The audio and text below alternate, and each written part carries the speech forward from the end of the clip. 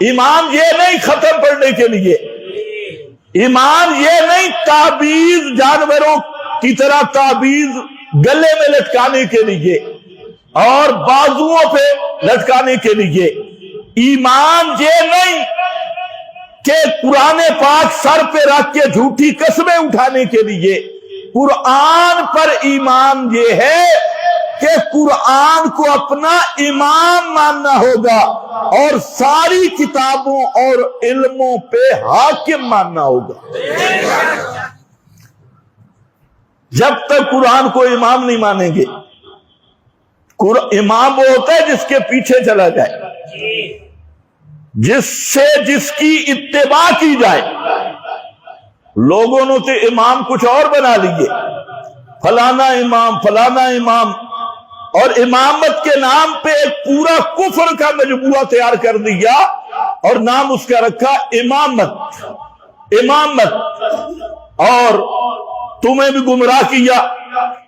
تم بھی دوڑے مائیے مرثیے سنتے ہو، ان دوڑے مائیہ مرثیوں میں کیا ہوتا ہے؟ صرف ان کے عقیدہ امامت کی اس کو پانی دیا جاتا ہے، اور تمہارے گوش گزار وہ کیا جاتا ہے حضرت حسین کا نام لے کر عقیدہ امامت جیسا کفر اور عقیدہ امامت جیسا ضد کا دنیا میں سب سے بدترین کفر وہ عقیدہ امامت کا کفر ہے۔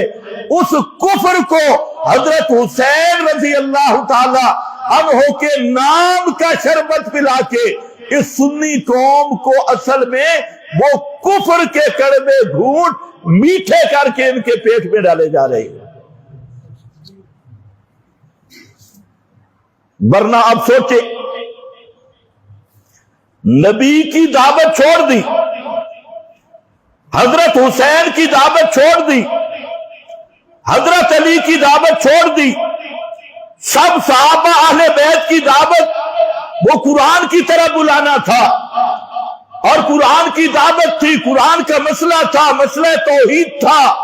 تمام اصحاب پیغمبر اہل بیت اسی پہ زندگیاں گزار گئے، اللہ کی کتاب کی طرف دعوت دیتے ہوئے، اور اس امت کا طائفہ منصورہ 14 صدیوں سے اس قرآن کی طرف دعوت دیتے دنیا سے چلا گیا۔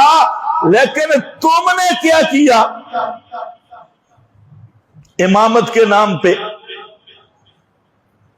کیا کارنامہ کیا؟ 14 صدیوں کی تاریخ اٹھاؤ، جب بھی اسلام کے خلاف غداری کی تو اسی فرقے نے،